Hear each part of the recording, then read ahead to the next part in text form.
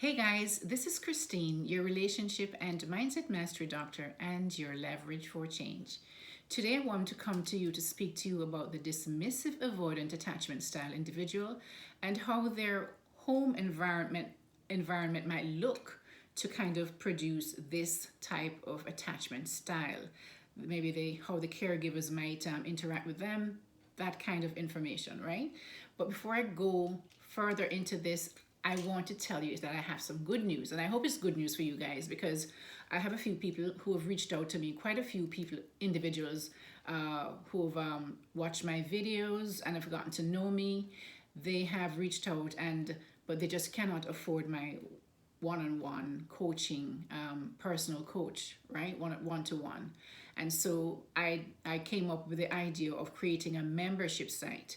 And the thing is that YouTube now offers this membership site so I can interact with just people who are members of in the membership groups in a different way to give them more value, more valuable content, more personal, one-on-one, or at least respond to their questions and stuff like that, right? Nothing will change for those of you who do not choose to become members. You'll still have, when I say nothing will change, whatever is on the channel already, it's there for you, right? Easy access, usual access. However, there will be particular videos and more in-depth content that the members will have access to depending on the level of membership that they have.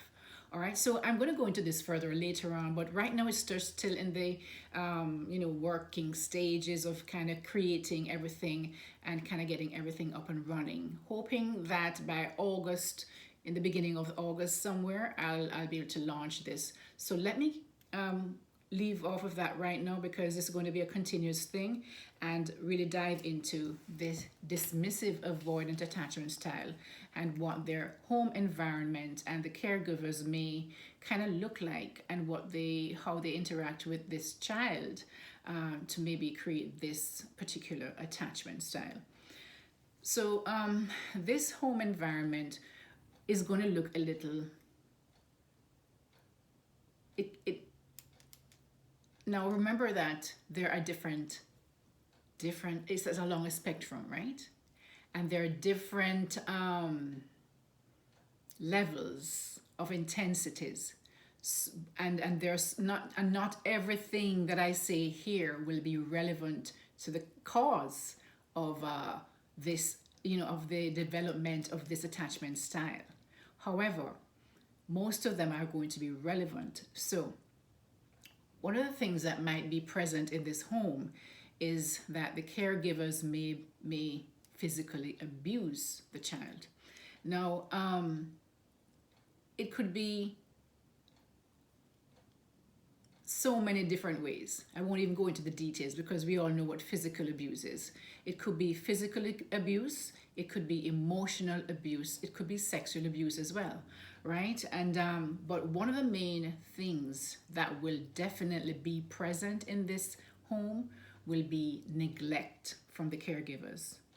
And not just neglect on and off and once in a while. This will be chronic neglect, meaning that it's almost as if the child raises themselves, pretty much. Maybe the food is there and they kind of get it when they're old enough, but pretty much neglect. This child is in the environment where their needs are not met, emotionally, especially emotionally. Maybe their physical needs might be met in terms of having enough food and whatever it is might be, and even then, not necessarily so, but their emotional needs are not met. And emotional needs really is a fact that there's no hug, there's no sitting down and talking to the child as if it's a human being, as if the child is a human being. It's like there's a lot of shaming in this household, a lot of shaming, a lot of maybe telling the child that they're ugly or they're stupid or why do you walk like that, or why do you talk, stuff like that. A lot of shaming, a lot of intolerance from the caregivers, and also a lot of guilt tripping. If a child does not do something just the way that it's supposed, that the caregivers may want it to be done, then they may be guilt tripped into just feeling so bad about not being able to do that. If they got a bad grade, they might feel guilty because they just didn't live up to the standards that their parents or their caregivers had for them. They were not in this kind of environment. The parents do not allow them to just be themselves. Just there's a lot of intolerance with just expressing themselves, especially emotionally, right? Intolerance in expressing themselves emotionally. And so they, as a result, the child learned to kind of just keep everything in. And so as they grow up, as you know, with with the dismissive attachment avoidant, the dismissive avoidant attachment style, these individuals find it difficult to really kind of be vulnerable, or to let themselves really express their emotions. Or they're also of course very averse to any kind of emotional outburst or intensities in a relationship. So they're not very good at getting close. There's always like a barrier. There's a distancing. There's a kind of a barrier between them and whoever it is that they're with. And so they always feel as if, this is not easy for the person with this attachment style either, actually. It's a lot of times it's all they've come to know, or they've come to, and it's what they've become to believe that is what relationships should be about, because they are, the one big thing is that they fear getting close to anyone, because they fear criticism. Because when they were younger, if they did something, they were criticized a lot. And so their caregivers would criticize them and shame them and guilt trip them and make them feel bad. And so they kind of grew to believe that getting close to anyone, especially when they're getting up into their adult relationships, meant pain. And so they would stay away from getting close to anyone, because they also didn't trust people. Because as children, their caregivers were so unreliable in any kind of anything. They were just not there, sometimes physically, most times, the majority of times, emotionally for them. They weren't like caregivers who would sit down and talk to the child and look the child in the eye. So the child never felt seen, heard, or understood. They were just like this invisible thing in the house that was just there. And so they always felt kind of invisible. As a result, they also have they also have problems in social circles. They find it difficult to really interact with a lot of people socially. You may see them as shy or introverted, very withdrawn, because they are afraid to express anything, to actually go toward anyone, because they always, when they were younger, going toward their caregivers, they would just get shunned or shamed or guilt tripped, or just maybe physically abused or emotionally abused. So they would shun, as they grew up, they shunned social interactions with people until they feel that they can really trust them. And of course, how do you grow to trust somebody unless you spend time with them? So a lot of the times these people are loners. A lot of the times these individuals become really like hermits. They live by themselves. They don't socialize because they just don't have that ability. They never really developed that ability, because of course when they were children, the parents never had time to take them out, and I mean, they didn't, not that they didn't have time, they just didn't do it. Right? It was just not on their priority list to really kind of show their children how to interact in social arenas, right?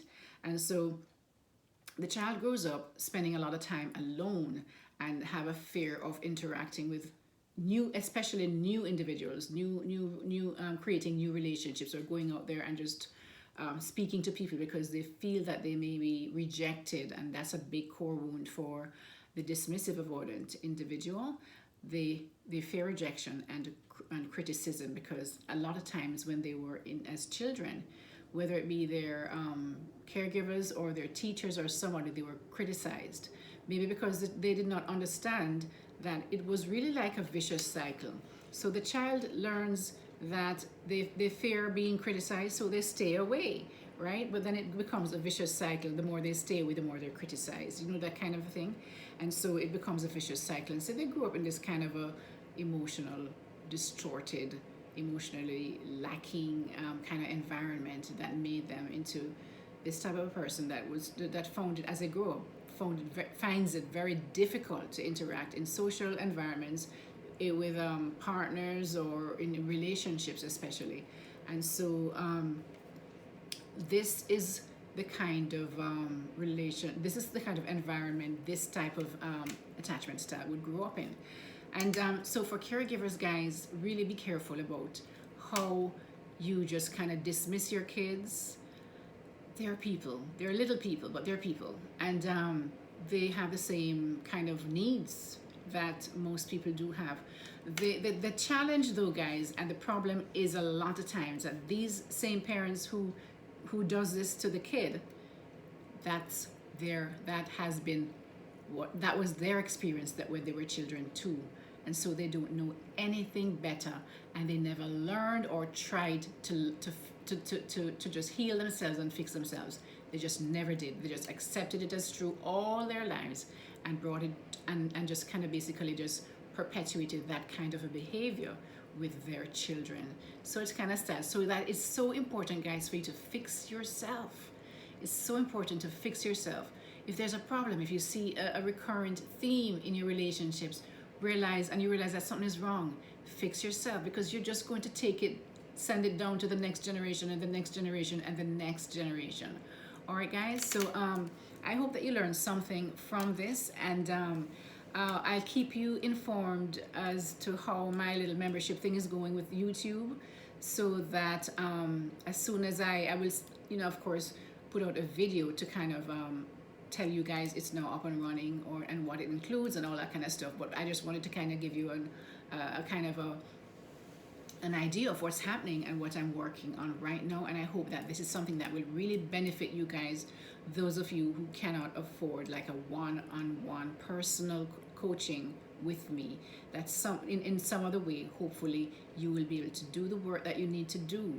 It won't be the same exactly, but you can, if you have that thing to really change, you can do the work when I give you all the specific things to do, that you will be able to work on yourself. So hopefully you will like that. That is something that is going to be beneficial to you. And in the meantime, guys, take care. And in the meantime, like, share, and subscribe to my channel so that I can afford to do these things for you guys. I'm really looking forward to that membership thing, because I believe it would help so many other people who really, really, really need the help. This is Christine, your relationship and mindset mastery doctor, and your leverage for change. Take care, guys. Until next time. Bye-bye.